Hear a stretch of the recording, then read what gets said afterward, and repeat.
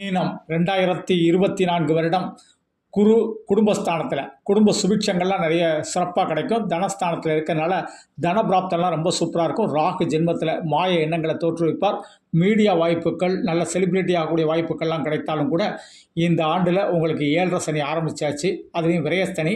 எதிர்பாராத பல விரயங்கள் நமக்கு உண்டாகும். அது சுப விரயங்களாக, இடம் வாங்குறதுக்கு, வீடு கட்டுறதுக்கு என்ற சுப நிகழ்ச்சிகளுக்கான விரயங்களாக மாற்றிக்கொண்டீங்கன்னா ரொம்ப சிறப்பாக இருக்கும். எல்லாத்துலேயும் நேர்மையாக நடந்துக்கோங்க.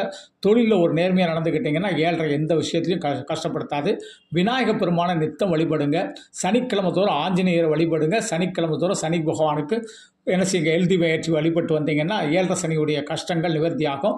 இருந்தாலும் மற்ற கிரகங்களுடைய அனுகிரகம் ரொம்ப சூப்பராக இருக்குது. 7ஆம் இடத்துல கேது. கணவன் மனைவி ஒற்றுமையை ரொம்ப கரெக்டாக பார்த்துக்கிடணும். உங்களுக்கு தேவையில்லாத பிரச்சனைகளில் தலையிடாமல் இருந்துக்கிட்டிங்கன்னா வெற்றி உண்டாகும்.